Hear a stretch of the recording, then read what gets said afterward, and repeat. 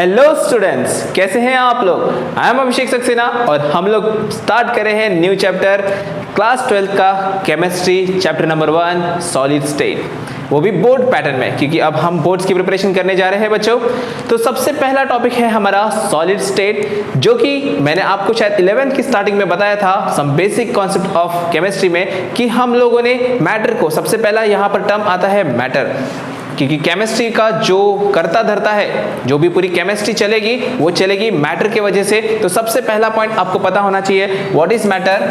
तो मैटर से स्टार्ट करता हूँ, शायद कुछ बच्चे न्यू हो, कुछ पुराने हैं, उन्हें पता है कि व्हाट इज मैटर। मैटर का मतलब क्या होता है, ऐसा substance, the substance which have mass and occupy space, ऐसा सब्सटेंस जिसका कुछ मास होता है और जो कुछ स्पेस ऑक्यूपाई करता है। क्या लिखेंगे, सब्सटेंस विच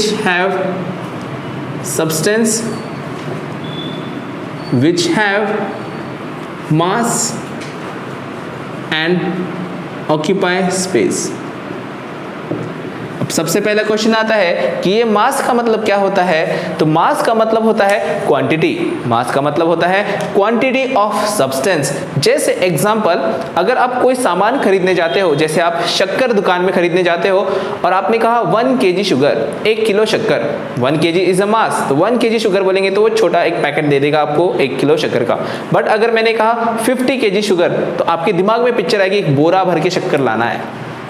समझ में आ रहा है। तो मास बोलने से आपको क्वांटिटी डिसाइड हो रही है। अगर कम मास बोलूंगा तो क्वांटिटी कम होगी, ज्यादा मास बोलूंगा तो क्वांटिटी ज्यादा रहेगी। तो मास मतलब उस पर्टिकुलर सब्सटेंस की quantity.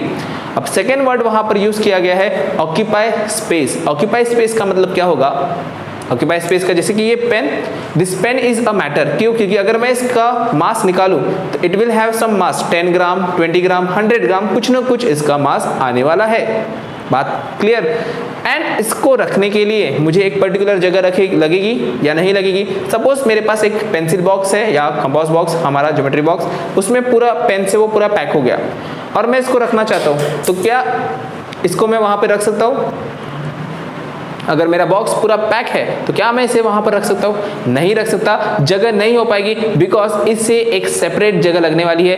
It occupy some volume, it occupy some space, space मतलब वॉल्यूम। तो दुनिया में जितने भी मैटर है, they have some mass and they occupy some space. Okay, यहां तक क्लियर है, ये हम 11 में ही पढ़ चुके हैं। उसके बाद मैटर को हम क्लासिफाई करते हैं 3 टाइप्स में। डू यू रिमेंबर, हम मैटर को क्लासिफाई कितने टाइप में करते हैं? 3 टाइप में। तो बच्चों मैं लिखता हूं यहां पर मैटर, और इसको मैंने क्लासिफाई किया 3 पार्ट में, जिसे मैं कहता हूं सॉलिड, दूसरा liquid and third one is gas. तो बच्चों सॉलिड, लिक्विड एंड गैसेस में हम 3 पार्ट में मैटर को डिवाइड करते हैं। दुनिया में जितनी भी चीजें हैं उन्हें हम सॉलिड में, लिक्विड में एंड गैस में डिवाइड करते हैं। तो आपको क्वेश्चन आता होगा कि सर हम इन्हें क्यों सॉलिड, लिक्विड एंड गैस में डिवाइड करते हैं। तो सबसे इंपॉर्टेंट कंडीशन आती है कि जितने भी सब्सटेंस हमारे पास नेचर में प्रेजेंट है, वो एट रूम टेम्परेचर या फिर एट एटमॉस्फेरिक प्रेशर, जैसे जिसे हम एनटीपी कहते हैं, नॉर्मल टेम्परेचर प्रेशर कंडीशन में किस स्टेट में होते हैं। मतलब अगर मैं इस पेन की बात करूं तो ये एक सॉलिड है, लेकिन अगर मैं इसको बहुत ज्यादा हीट कर दूंगा तो ये पिघल जाएगा, लिक्विड बन जाएगा, और कुछ ज्यादा ही हीट कर दूंगा तो वो जल के वेपर्स में कन्वर्ट हो जाएगा। वैसा ही होता है। तो ये जो कंडीशन है मैटर की, ये कंडीशन टेम्परेचर एंड प्रेशर की वजह से है। बात याद रखो कि टेम्परेचर और प्रेशर इन स्टेट्स को बनाने के लिए सबसे इंपॉर्टेंट पॉइंट है वहां पर। इसके बाद हमने सॉलिड, लिक्विड, गैस का कंपैरिजन पहले ही देखा है, तो मैं यहाँ पर मेन कंपैरिजन नहीं लिख रहा। सिर्फ अगर मैं बात करता हूँ कुछ इंपॉर्टेंट पॉइंट्स की,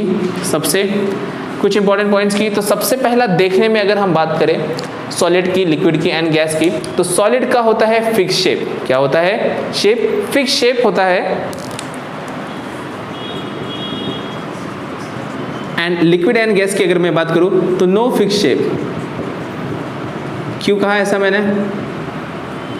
लिक्विड एंड गैस किसी भी कंटेनर का शेप ले लेते हैं। जिस कंटेनर में हम लिक्विड को पोर करेंगे, या लिक्विड को अगर हम किस कंटेनर में डालते हैं, या एयर को डालते हैं, या गैस को डालते हैं, तो वो उस पर्टिकुलर कंटेनर का शेप ले लेता है। इसलिए मैंने लिखा solid is having fix shape, और उसके अपोजिट में लिक्विड एंड गैस का शेप चेंज हो सकता है। जैसे पानी, मैं वाटर बॉटल से इसको ग्लास में ले लूंगा तो ग्लास का शेप आ जाएगा, वो ग्लास से अगर मैं उसको किसी और कंटेनर में लेता हूँ तो उस कंटेनर का शेप आ जाएगा। ये बात सबसे इंपॉर्टेंट बात है। क्यों? क्योंकि इस पर ही हम ध्यान में रखते हैं, क्योंकि देखते बराबर हम डिसाइड करते हैं कि सॉलिड कौन सा है, लिक्विड कौन सा है और गैस कौन सा है, तो हम उसके शेप से डिसाइड करते हैं। जैसे इसको देखते बराबर मैं बोलूंगा कि ये सॉलिड है क्योंकि इसका शेप फिक्स है, क्योंकि जो हमारे केमिस्ट्री के पॉइंट्स है या मैं इसकी डिटेल्स जो बताऊंगा वो देखकर तो वो तो हमें पता ही नहीं चलता। जैसे मैं आगे बताने वाला हूं, सबसे important point solid, liquid, gas क्यों होते हैं। देखो बच्चों, मैटर के बारे में जब हम बात करते हैं तो मैटर में हमारे पास दो प्रॉपर्टी आती है। एक्चुअली प्रॉपर्टीज तो बहुत सारी है, चलो मैं उन प्रॉपर्टीज के बारे में भी बता देता हूं आपको कि वो प्रॉपर्टीज कौन सी है, उसके बाद आप क्लियर हो जाएंगे कि सॉलिड और लिक्विड और गैस कैसे बनते हैं। तो सबसे पहले प्रॉपर्टी है मैटर की, matter is made up of particles. Matter किससे बना होता है? पार्टिकल्स का। तो matter is made up of particles. जो भी मैटर है वो पार्टिकल्स का बना होता है।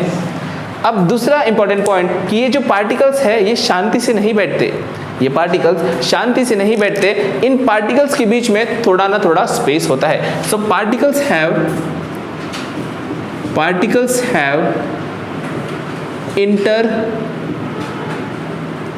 Particular space.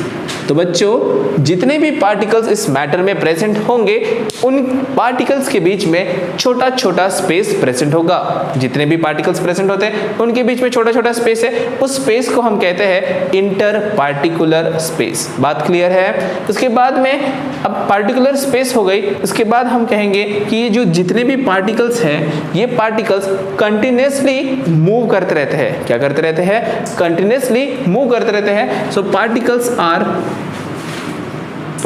are continuously moving करते हैं। तो इसका मतलब देखो, अगर मैं एक रूम में बहुत सारे लोगों को जमा कर दूं और उन्हें कहूं कि भागते रहो, उनकी आंख में मैंने पट्टी बांधी और कंटिन्यूसली भागने कहा, तो क्या होगा? वो पार्टिकल्स या वो लोग एक दूसरे से टकराएंगे, वॉल से टकराएंगे। तो सेम कंडीशन यहां पर भी होती है कि मैटर के पार्टिकल्स एक दूसरे से टकराते हैं कंटिन्यूसली, उनके बीच में कोलिजन होता है, एक दूसरे से टकरा के वो दूर जाते हैं। बात समझ में आ रही है? एंड लास्ट बट सबसे इंपॉर्टेंट पॉइंट अगर मैं कहना चाहूँ कि जितने भी पार्टिकल्स होंगे उन पार्टिकल्स के बीच में एक थोड़ा ना थोड़ा फोर्स ऑफ अट्रैक्शन भी रहता है। So particles have force of attraction. Particles have force of attraction, और इस ही अट्रैक्शन को बच्चों बोलते हैं हम inter particular force of attraction. इस ही फोर्स ऑफ अट्रैक्शन को बोलते हैं inter particular force of attraction. FOA मतलब फोर्स ऑफ अट्रैक्शन।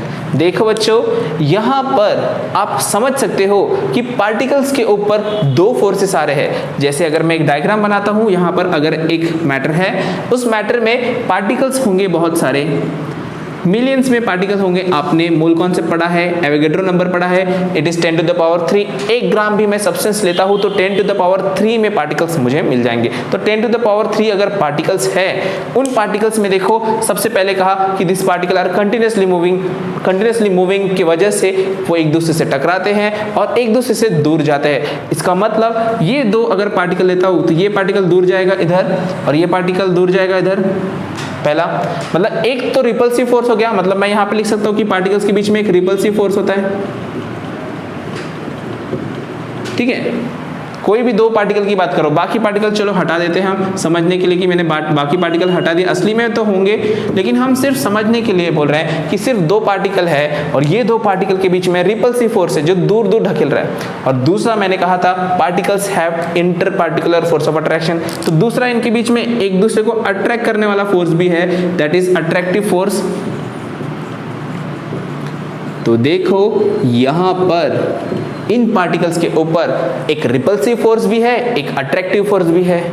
तो कमाल की बात है कि इन दोनों फोर्स की वजह से हमारे पास ये 3 स्टेट बनते हैं। थोड़ा सा दिमाग लगाओ कि दो लोग हैं और वो हमेशा दुश्मनी में हैं, उनका बीच का प्यार नहीं है, दोनों झगड़ा करते रहते हैं, तो क्या होगा? क्या वो पास आ सकते हैं?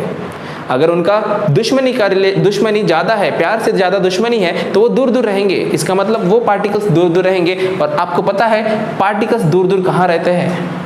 तो यहाँ पर देखो, अगर मैं लिखता हूँ तो यहाँ पर repulsive force is greater than attractive force. देखो, 1 मतलब रिपल्सिव फोर्स, 2 मतलब अट्रैक्टिव फोर्स। तो here I can write for gas कि रिपल्सिव फोर्स अट्रैक्टिव फोर्स से ज़्यादा रहेंगे। बात क्लियर है? इसके कंपैरिजन में अगर मैं सॉलिड की बात करूँ, देखो सॉलिड में क्या होता है कि पार्टिकल्स एक दूसरे को पकड़ पकड़ के पास पास चिपक के रहते हैं। तो कब चिपकेंगे? दो लोग कब पास में आएंगे? When force of attraction is greater than force of repulsion. तो यहां पर हमारा पॉइंट आएगा कि पार्टिकल्स के बीच में force of repulsion is less than force of attraction, या फिर 2 ग्रेटर देन 1। इंपॉर्टेंट पॉइंट कि सॉलिड्स में inter particular force of attraction बहुत ज़्यादा रहता है और गैसेस में inter particular force of attraction बहुत बहुत बहुत वीक रहता है। बात समझ में आ रही है? एंड अगर मैं लिक्विड की बात करूं तो इन दोनों के बीच में इंटरमीडिएट, मतलब उसमें ना तो ज़्यादा अट्रैक्टिव फोर्स है ना तो रिपल्शन, मतलब that is we can say कि अप्रोक्सीमेटली रिपल्सिव फोर्स, हम ऐसा ज़रूरी नहीं है कि इन दोनों के बीच में रहेगा, मीडियम, कोई भी ज़्यादा नहीं रहेगा, ना तो रिपल्सिव फोर्स ज़्यादा है ना तो अट्रैक्टिव फोर्स ज़्यादा है। क्लियर? तो सबसे पहली पॉइंट आपको समझ में आ गई कि यहाँ पर सॉलिड्स में inter particular force of attraction is highest. तो हमारा चैप्टर का नाम है सॉलिड स्टेट। तो सॉलिड स्टेट की प्रॉपर्टी में सबसे ज़्यादा ध्यान रखना है कि inter particular force of attraction is maximum. Clear हो गया? अगर तो मैं यहाँ पर लिख ही देता हूँ उस टर्म को, अगर मुझे लिखना है तो मैं यहाँ पर लिख दूंगा। पहला पॉइंट इसका आएगा मैक्सिमम और वेरी हाई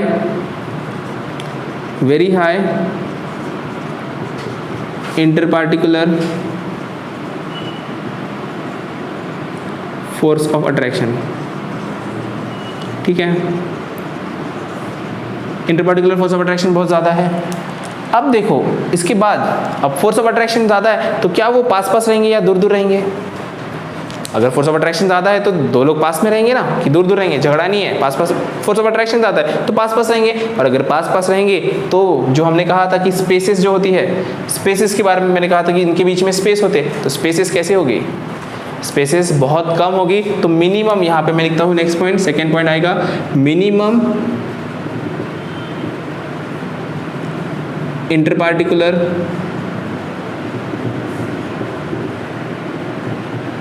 स्पेसेस। तो जो भी सॉलिड के पार्टिकल्स होंगे उनके बीच में स्पेस मिनिमम होगा। फोर्स ऑफ अट्रैक्शन ज़्यादा है तो स्पेस मिनिमम हो गया, तो maximum force of attraction and minimum spaces, minimum interparticular spaces. Clear हो गया? इसके वजह से जितनी भी प्रॉपर्टीज़ है सॉलिड की वो सारी प्रॉपर्टीज़ शो करेगा। ठीक है, इतना पॉइंट क्लियर है? इसके बाद जस्ट हम टेम्परेचर एंड प्रेशर का चेंज देखेंगे, बट उससे पहले आप इस पॉइंट को कंप्लीटली लिख लो। ठीक है,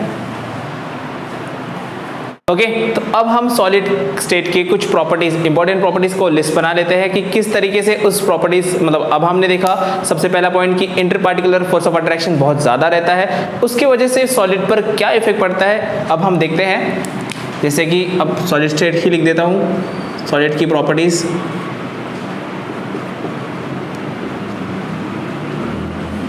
सबसे पहला मैंने कहा कि इंटरपार्टिकुलर फोर्स ऑफ अट्रैक्शन बहुत ज़्यादा रहता है, very high interparticular force of attraction.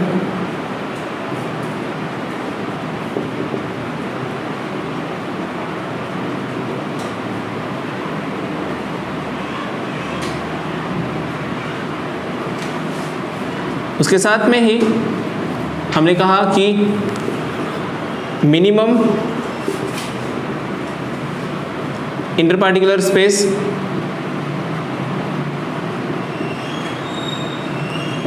अब देखो इन दोनों की वजह से क्या होगा। अगर फोर्स ऑफ अट्रैक्शन दो पार्टिकल के बीच में बहुत ज़्यादा है और स्पेस भी ज़्यादा कम है, तो क्या होगा कि ये जो पार्टिकल हो गए एकदम अटैच होकर सिस्टमैटिक एक के बाद एक ऐसे अटैच हो गए। देखो जैसे कि अगर मैं यहाँ पे ड्राइंग करता हूँ इसकी, तो एक पार्टिकल है, ये अपने साथ वाले पार्टिकल को बहुत पास में अट्रैक्ट करके रखेगा। ऐसे करते करते सिस्टमैटिक अरेंजमेंट रहेगी पार्टिकल्स की, इस तरीके से अरेंजमेंट होगी। इसके नीचे भी ऐसे ही होगा। अब वो पार्टिकल मैंने बड़े छोटे बनाए, असली में वो सेम साइज़ के होते हैं, ऐसे बड़े छोटे नहीं होते, इक्वल साइज के, सेम साइज के पार्टिकल्स सिस्टमैटिक वे से अरेंज होंगे। उनके बीच में हाई फोर्स ऑफ अट्रैक्शन है, मिनिमम स्पेस है, मिनिमम स्पेस है हाई फोर्स ऑफ अट्रैक्शन। तो देखो मैंने अगर ऐसे बॉल्स को सिस्टमैटिक वे से अरेंज कर दिया तो क्या उसका एक पर्टिकुलर शेप बन जाएगा। अगर मैंने ऐसे बॉल्स लिए होते उसको मैंने चिपकाया होता एक के बाद एक के बाद, तो एक ऐसा फिक्स शेप बन जाएगा। इसी वजह से इन दोनों कंडीशन की वजह से ही सॉलिड हैव फिक्स शेप जो हमने लिखा था। So have fix shape, have fixed shape and volume. देखो अगर आपने बहुत सारे बॉल्स ले लिए छोटे छोटे एंड उसको स्टिक करके मतलब चिपका दिया आपने एक के बाद एक ऐसे लाइन से, तो क्या होगा, एक सिस्टमैटिक अरेंजमेंट बन जाएगा और एक शेप बन जाएगा और उसका वॉल्यूम भी फिक्स होगा। क्या वो चेंज होगा? नहीं, वो फिक्स होगा। लेकिन कंडीशन आती है, देखो केमिस्ट्री है तो एक्सेप्शन आता है, कुछ कंडीशन आती है। तो इसके बाद भी ऐसे कुछ सॉलिड्स होते हैं जो मतलब जिनका शेप चेंज होता है, लेकिन वहाँ पर भी कंडीशन है कि normal without external force shape change नहीं होता। जैसे एग्जांपल स्पंज, तो आप बोलोगे सर स्पंज का शेप तो चेंज हो जाता है। तो स्पंज को अगर आप ऐसे ही रख दोगे टेबल पे तो क्या उसका शेप ऐसे ही चेंज हो जाता है? आपके घर में जादुई स्पंज है? नहीं। तो आपको उसको पकड़ना पड़ेगा, उसको प्रेस करना पड़ेगा, फोर्स अप्लाई करना पड़ेगा, तब उसका शेप चेंज होगा, ऐसे चेंज नहीं होगा। मतलब अगर हम एक्सटर्नल फोर्स अप्लाई करते हैं तो शेप और वॉल्यूम तो नहीं चेंज होता, थोड़ा बहुत होता है, लेकिन शेप एंड वॉल्यूम चेंज हो सकता है। तो इंपॉर्टेंट यहाँ पर हमें याद रखना है कि इफ वी अप्लाई पहला एक्सटर्नल फोर्स, अगर हमने बाहर से कोई फोर्स अप्लाई किया है या फिर अगर हमने टेम्परेचर अप्लाई किया। देखो अगर मैंने इस पर्टिकुलर सब्सटेंस पर टेम्परेचर अप्लाई किया तो इसमें पहले फोर्स ऑफ अट्रैक्शन ज़्यादा है, रिपल्शन नहीं है, अच्छे से वो शांति से बैठे। अब मैं यहाँ पर आग लगा रहा हूँ, क्या होगा, ये पार्टिकल गुस्से में आ जाएगा, आग लगा दी इधर से, तो ये पार्टिकल उठ के दूसरा साइड जाने की कोशिश करेगा। ऐसे करते करते सारे पार्टिकल्स के बीच में कोलिशन बढ़ने लगेगा और ये सॉलिड स्टेट से कन्वर्ट हो जाएगा लिक्विड स्टेट से कन्वर्ट हो जाएगा गैसियस स्टेट। ये हमने कन्वर्शन ऑफ स्टेट में पढ़ा है, यहाँ पर नहीं पढ़ रहे। जस्ट इंपॉर्टेंट पॉइंट याद रखना है कि अगर हम एक्सटर्नल फोर्स अप्लाई करते हैं या टेम्परेचर अप्लाई करते हैं, और एक और कंडीशन है बच्चों, क्या कंडीशन है, टेम्परेचर के साथ में जहाँ टेम्परेचर आता है उसके साथ में एक और चीज़ आती है, टेम्परेचर के साथ हमेशा आता है प्रेशर। याद रखना, जहाँ पर टेम्परेचर वर्ड आ गया वहाँ पर प्रेशर भी आ गया, क्योंकि टेम्परेचर के साथ साथ प्रेशर भी अपना इफेक्ट दिखाता है। जैसे कि अगर ये पार्टिकल सिस्टमैटिक वे से अरेंज है और इसके ऊपर मैंने प्रेशर अप्लाई किया, तो प्रेशर अप्लाई करने से तो कुछ चेंज नहीं होने वाला। इसके ऊपर अगर मैंने प्रेशराइज अप्लाई किया तो कुछ चेंज नहीं होगा। लेकिन अगर मैंने इसको एक क्लोज सिस्टम में डीप प्रेशर मतलब इसका प्रेशर रिड्यूस कर दिया तो इसके पार्टिकल्स क्या होंगे, दूर दूर जाएंगे। जैसे अगर मैंने जैसे बताया आपको स्टार्टिंग में कि बॉल से चिपका कर एक पर्टिकुलर सॉलिड बना दिया। अब मैंने क्या किया कि एक साइड के सॉलिड जैसे बॉल लगे हुए थे तो एक साइड के बॉल को मैंने दूसरा एक पिस्टन अटैच किया और दूसरी साइड से एक पिस्टन अटैच किया और दोनों तरफ से मैं खींच रहा हूँ, इधर के पार्टिकल्स को इस साइड खींच रहा हूँ, इधर के पार्टिकल को इधर खींच रहा हूँ। तो क्या होगा, क्या पार्टिकल पास में ही रह पाएंगे? थोड़ी देर तक रहेंगे, लेकिन जब मैं ये फोर्स ऑफ अट्रैक्शन को तोड़ दूंगा तो ये पार्टिकल्स दूर दूर हो जाएंगे। तो ऊपर के पार्टिकल ऊपर, नीचे के पार्टिकल नीचे, और पार्टिकल्स जब दूर दूर हो जाएंगे तो वो सॉलिड से कन्वर्ट हो जाएंगे लिक्विड, और ज़्यादा ही हम फोर्स अप्लाई करेंगे तो लिक्विड से कन्वर्ट हो जाएंगे गैस। तो इस तरीके से आपको ये ध्यान में रखना है, ये सारे बेसिक इंपॉर्टेंट पॉइंट्स हमारे सॉलिड के हैं। क्या बात समझ में आ रही है यहाँ तक के? ये हुआ हमारा बेसिक सॉलिड का। इसके बाद अगर हम सॉलिड के बेसिक प्रॉपर्टीज की बात करें तो बहुत लंबी लिस्ट है, वो हमें नहीं पढ़ना। जैसे आप बोल सकते हो रिजिडिटी होती है, it is not compressible, solids are not compressible, solids are rigid, solids have fix shape, तो हो चुका है हमारा। इसके बाद अगर हम और भी इसके टर्म अगर हम बात करें तो हम बहुत सारी लिस्ट लिख सकते हैं, लेकिन ये प्रॉपर्टीज इंपॉर्टेंट है हमारे चैप्टर के लिए। इसके बाद का हमारा टॉपिक है, ये जो सॉलिड है इसको हम डिवाइड करते हैं। देयर आर इसके पहले एक और बात बताना भूल गया मैं आपको कि ये जो सॉलिड बनता है, इस सॉलिड किससे बना होगा। जैसे मैंने यहाँ पर पार्टिकल्स लिखा, तो ये पार्टिकल्स होते क्या है, दिस पार्टिकल्स। तो आपने इसके कंपोजिशन में पढ़ा है कि पार्टिकल्स मतलब इस सॉलिड के पार्टिकल्स में याद रखना कुछ भी हो सकता है, या तो वो एटम्स भी हो सकते हैं। अगर देखो मैं मेटल की शीट लेता हूँ, मेटल की शीट ली मैंने, तो मेटल की शीट की अगर मैं उसको तोड़ता हूँ, उसको सबसे स्मॉल पार्टिकल निकालता हूँ, तो एटम मेटल्स के एटम मिलेंगे। क्या मिलेगा? मेटल्स के एटम मिलेंगे। अगर मैंने ये हुआ एटम्स भी हो सकते हैं, दूसरा मॉलिक्यूल्स भी हो सकते हैं बच्चों। मॉलिक्यूल्स कैसे होंगे, जैसे अगर मेरे पास कोई कंपाउंड है NaCl, तो NaCl को मैं एकदम ब्रेक कर करके इसको सबसे छोटा पार्टिकल निकाल रहा हूँ, तो NaNCl का मुझे NaCl मॉलिक्यूल मिलेगा। NaNCl एटम अलग अलग नहीं मिलेगा, NaCl एक मॉलिक्यूल मिलेगा। समझ में आ रहा है? तो ये पार्टिकल्स एटम भी हो सकते हैं, पार्टिकल्स भी हो सकते हैं, या कभी कभी आयंस भी हो सकते हैं। याद रखना, कभी कभी आयंस भी हो सकते हैं। ठीक है, यहाँ तक पॉइंट क्लियर है। इसके बाद अब हमारा मेन चैप्टर स्टार्ट होता है, क्लासिफिकेशन ऑफ सॉलिड। क्या टॉपिक है हमारा? क्लासिफिकेशन ऑफ सॉलिड, जो कि बहुत बड़ा और बहुत इंपॉर्टेंट पॉइंट है। Classification of solids, classification of solids is the very important point, जिस पर बहुत बार क्वेश्चन पूछे जाते हैं। तो हम सॉलिड्स को दो टाइप में क्लासिफाई करते हैं। कितने टाइप में क्लासिफाई करते हैं? दो टाइप में क्लासिफाई करते हैं। पहला टाइप है हमारा क्रिस्टलाइन सॉलिड, पहला टाइप है क्रिस्टलाइन सॉलिड, और दूसरा टाइप है एमरफस सॉलिड।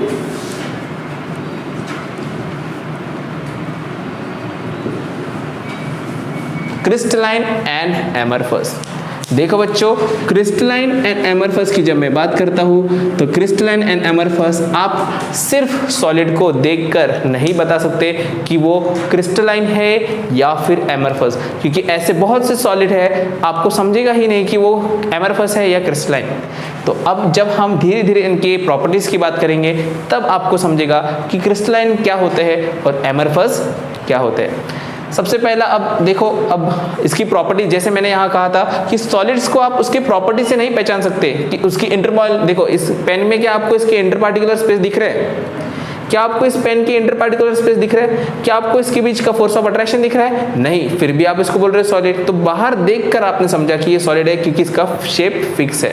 वैसे ही अगर हम क्रिस्टलाइन और एमरफस को चेक करना चाहे तो कुछ प्रॉपर्टीज है जिससे हम चेक कर सकते हैं। बट पहले इंटरनल प्रॉपर्टी, जो हमारी मेन इंपॉर्टेंट प्रॉपर्टीज है, उससे हम बात करना स्टार्ट करते हैं। तो सबसे पहला, जैसे सॉलिड की जितने भी सब्सटेंस होंगे, they are having a systematic arrangement. जितने भी सॉलिड होते हैं उनका अरेंजमेंट सिस्टमैटिक होता है। हमने पहले ही कहा था सिस्टमैटिकली अरेंज होते हैं। लेकिन अगर मैं क्रिस्टलाइन और एमरफस में डिवाइड कर दूं, तो क्रिस्टलाइन में क्या होता है, वो बहुत ज़्यादा सिस्टमैटिकली अरेंज होता है। सबसे इंपॉर्टेंट पॉइंट यहाँ पर क्या होता है, सिस्टमैटिकली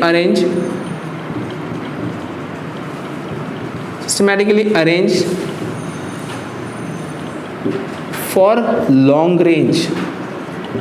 देखो बच्चों कि जो क्रिस्टलाइन सॉलिड होते हैं, वो जितना भी सॉलिड होगा वो पूरा का पूरा सॉलिड रेगुलर अरेंजमेंट रहेगा। जितना भी, मतलब मैंने अगर इसके आगे भी अगर बनाया होता तो वो ऐसे ही सिस्टमैटिक अरेंजमेंट होता।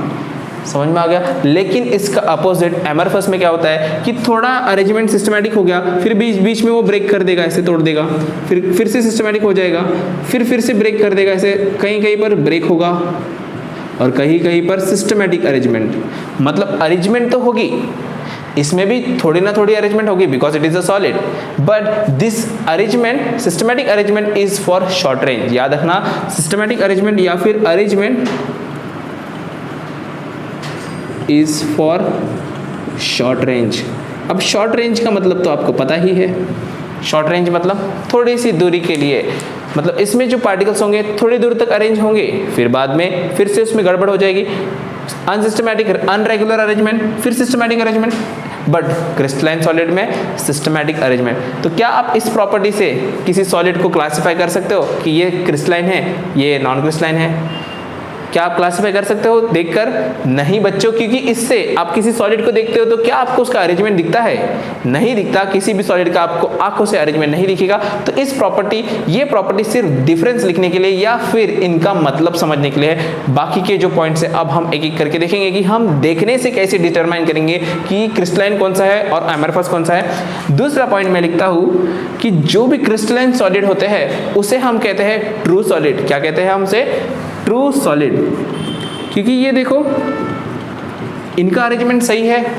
हमने तो सॉलिड में कहा था solids are the substance which are having regular systematic arrangement, regular systematic arrangement बोला था। बट यहाँ पर क्रिस्टलाइन में रेगुलर है, सिस्टमैटिक है, बट एमरफस में तो नहीं है। तो इसको हम कहते हैं सूडो सॉलिड। क्या कहते हैं हम इसको?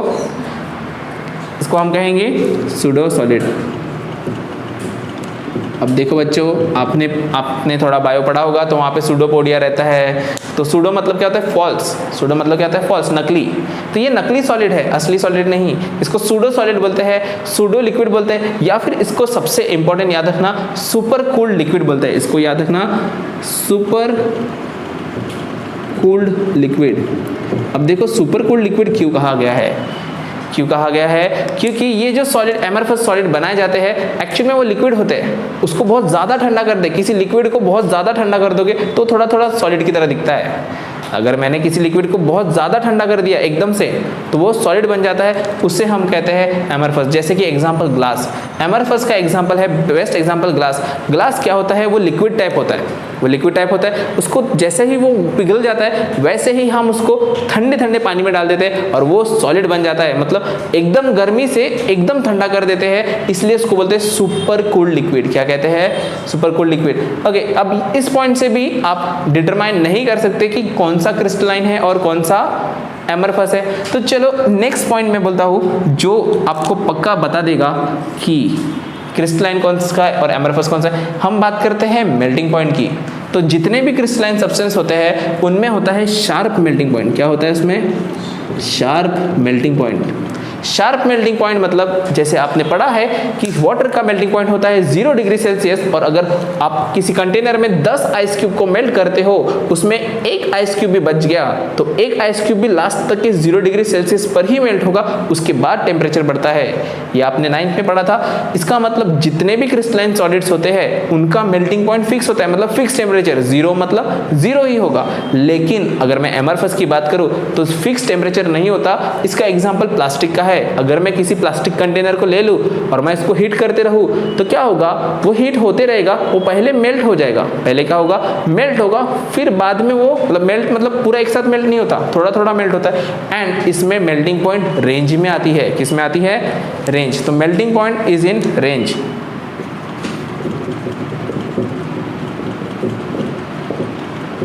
रेंज मतलब देखो बच्चों, मैंने क्रिस्टलाइन में कहा शार्प। शार्प मतलब एग्जैक्टली वही टेम्परेचर, 0 डिग्री सेल्सियस बोला तो 0 डिग्री सेल्सियस पे ही मेल्ट होगा। लेकिन एमरफस के साथ वैसा नहीं है, उसमें रेंज होता है 100 to 200। जैसे मैंने बोला किसी प्लास्टिक का मेल्टिंग रेंज है 100 to 200, तो अगर मैं हीट करूंगा तो 100 पे वो मेल्ट होना स्टार्ट होगा, बट वो 200 तक जाएगा, रुकेगा नहीं। लेकिन क्रिस्टलाइन में क्या था? एक ही पॉइंट पर रुकता है। क्लियर है यहाँ तक ये पॉइंट? कोई डाउट है यहाँ पर? अगेन अब इसके बाद अगर हम इसकी बात करते हैं यहाँ पर मतलब नेक्स्ट पॉइंट, अगर हम इसे कट करते हैं नाइफ से, शार्प नाइफ से कट करते हैं, तो इसमें क्या होता है? Sharp edges. मैं क्रिस्टलाइन सॉलिड को अगर कट करता हूँ, अगर हम इसे शार्प नाइफ से कट करते हैं, तो हमारे पास यहाँ पर एक पॉइंट आएगा, it shows sharp edges. Sharp edges का मतलब अगर मैं क्रिस्टलाइन सॉलिड को एकदम शार्प नाइफ से कट करूंगा धीरे धीरे, तो मुझे एकदम शार्प क्रिस्टल मिलेगा। मतलब इस तरीके से कट किया तो एकदम सीधा सीधा क्रिस्टल मिलेगा। इस तरीके से देखो,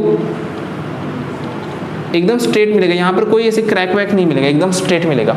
बट इसकी अपोजिट अगर मैं एमरफस को कट करता हूँ, तो it will not have sharp, don't have sharp edges, या फिर इसको बोलेंगे हम rough edges. It shows rough edges.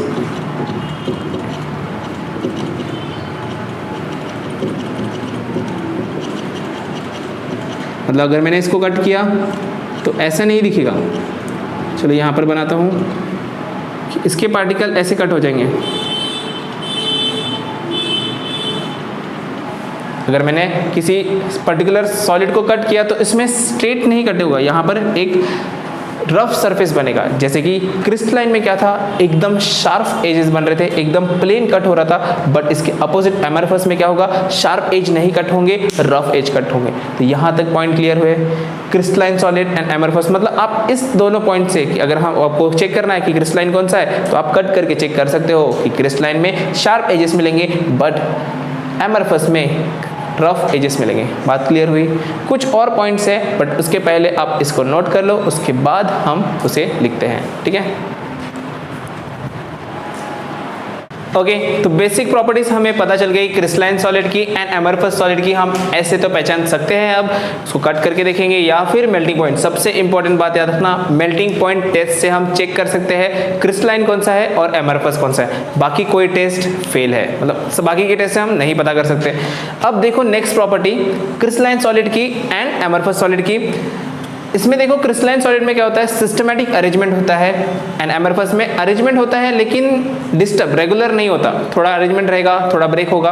तो यहाँ पर देखो एक टर्म लिया जाता है, इसे कहते हैं एन आइसोट्रोपिक और यहाँ पर कहते हैं आइसोट्रोपिक।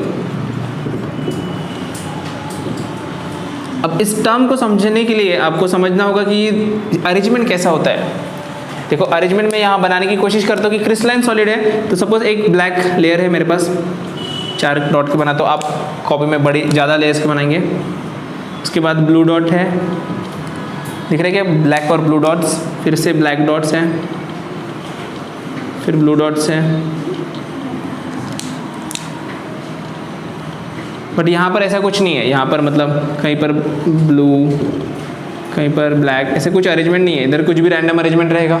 ये अभी बताया था कि क्रिस्टलाइन सॉलिड में एकदम कंफर्म अरेंजमेंट होता है और एमरफस सॉलिड में ऐसा फिक्स अरेंजमेंट नहीं होता। अब देखो अगर मैं इस रास्ते से इस डायरेक्शन में जाता हूँ तो मुझे क्या दिख रहा है, एक ब्लैक डॉट दिख रहा है, एक ब्लू, एक ब्लैक, एक ब्लू, इस डायरेक्शन में, मतलब लेफ्ट टू राइट जा रहा हूँ। लेकिन अगर मैं टॉप टू बॉटम जा रहा हूँ तो मुझे सारे ब्लैक दिख रहे हैं। अगर मैं यहाँ पर जा रहा हूँ तो सारे ब्लू दिख रहे हैं। अगर मैं इस डायरेक्शन में जाता हूँ तो एक ब्लैक दिख रहा है, फिर बहुत ज़्यादा दूर ब्लू, फिर ब्लैक, एक इस साइड में ब्लू, इस साइड में ब्लैक, मतलब अलग अलग डायरेक्शन में मुझे अलग अलग चीज़ दिख रही है। इमेजिन करो कि आप स्कूल में हैं, स्कूल में यूनिफॉर्म तरीके से मतलब अरेंजमेंट होता है, क्लास वाइज आप लोग खड़े होते हो, तो बॉयज़ की लाइन अलग, बॉयज़ की लाइन होती है, गर्ल्स की लाइन होती है, टीचर्स अलग खड़े होते हैं, सपोज ऐसे अरेंजमेंट किया है, तो वो सिस्टमेटिक अरेंजमेंट हो गया। जैसे कि मैं यहाँ पर ड्रॉ करने की कोशिश करता हूँ कि एक बॉयज़ की लाइन हो गई, ठीक है, एक गर्ल्स की लाइन हो गई और एक टीचर्स की लाइन है ऐसे, ठीक है। तो अगर आप इस डायरेक्शन से देखेंगे पहला तो आपको सिर्फ बॉयज़ दिखेंगे, इस डायरेक्शन से देखेंगे तो गर्ल्स दिखेगी, इस डायरेक्शन से देखेंगे तो टीचर्स दिखेंगे। लेकिन मैं ऊपर से देख रहा हूँ तो यहाँ पर boys girls teachers, boys girls teachers, टेढ़ा देखेंगे तो अलग दिखेगा, पहले छोटे बच्चे दिख रहे हैं, बड़े बच्चे। तो देखो अरेंजमेंट सिस्टमैटिक है, अरेंजमेंट सिस्टमैटिक है, लेकिन अलग अलग डायरेक्शन से अरेंजमेंट भी गड़बड़ दिख रहा है। बट इस कंडीशन की वजह से क्या होता है कि अगर हम कुछ फिजिकल प्रॉपर्टीज चेक करते हैं, जैसे मैंने यहाँ से चेक किया तो वैल्यूज अलग आती है, यहाँ से चेक किया तो वैल्यूज अलग आती है, ऊपर से चेक किया तो अलग आती है। मतलब some properties, values of some property changes with direction। क्या होगा, values of some properties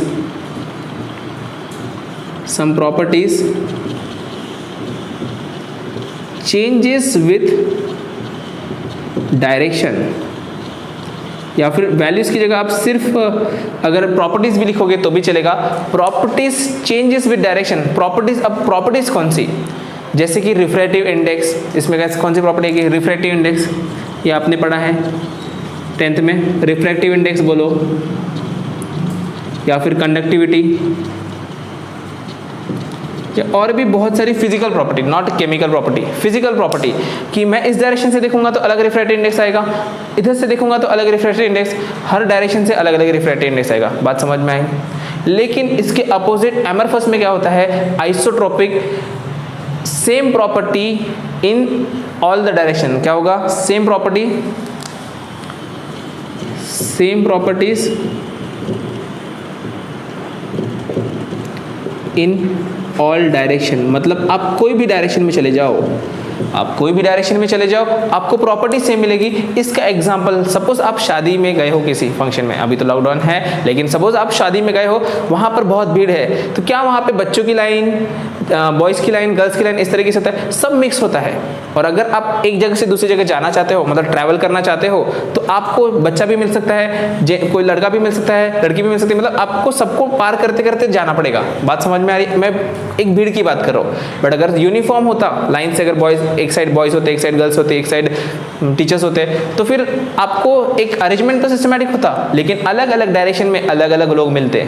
कहीं पर आपको टीचर्स मिलते हैं, कहीं पर आपको बॉयज़ मिलते हैं, कहीं पर आपको गर्ल्स मिलते हैं, लेकिन अगर अरेंजमेंट नहीं है तो सब तरफ आपको कुछ भी मिल सकता है, ऐसा कुछ फिक्स नहीं है। बट सब तरफ कोई छोटा बच्चा मिल सकता है, बड़ा आदमी मिल सकता है, या गर्ल्स हो सकते हैं, बॉयज़ हो सकते हैं, टीचर्स हो सकते हैं। बात समझ में आई यहाँ पर? तो ये मेन इंपॉर्टेंट पॉइंट है कि crystalline are anisotropic and amorphous are isotropic. ये बात क्लियर हो गई। इसके बाद आता है इंपॉर्टेंट पॉइंट एग्जांपल्स। तो एग्जांपल्स में अगर मैं एग्जांपल्स लिखूं तो क्रिस्टलाइन सॉलिड में एग्जांपल आता है आइस का एग्जांपल, NaCl का एग्जांपल, मेटल्स के एग्जांपल आएंगे इसमें। मेटल्स कौन से? सोडियम, गोल्ड, ठीक है, मेटल्स के एग्जांपल आप लिख सकते हो। इसके अपोजिट में एमरफस की बात करूं तो एमरफस में जो सॉलिड, नकली सॉलिड, मतलब जैसे कि ग्लास है, इसमें आएगा ग्लास का example, glass, plastic, tar and metalloid alloys का कुछ एग्जांपल्स वहां पर आते हैं। ठीक है, तो यहां पर हमारा पॉइंट कंप्लीट होता है, crystalline solid and amorphous solid. ठीक है, तो ये आपको शायद समझ में आया होगा। समझ में आया तो वीडियो को लाइक करना मत भूलिए एंड चैनल को सब्सक्राइब, और सबसे इंपॉर्टेंट अपने सारे फ्रेंड्स, फैमिली, रिलेटिव्स सबके साथ इस वीडियो को शेयर करेंगे। ठीक है, तो हम नेक्स्ट पॉइंट जो है हमारा क्लासिफिकेशन ऑफ क्रिस्टल, देखो इस चैप्टर में हम क्रिस्टलाइन सॉलिड के ऊपर ही डिटेल में पढ़ने वाले हैं, इसलिए इसके बाद का टॉपिक है हमारा क्लासिफिकेशन ऑफ क्रिस्टलाइन सॉलिड, जो कि हम नेक्स्ट वीडियो में कवर करेंगे। ठीक है बच्चों।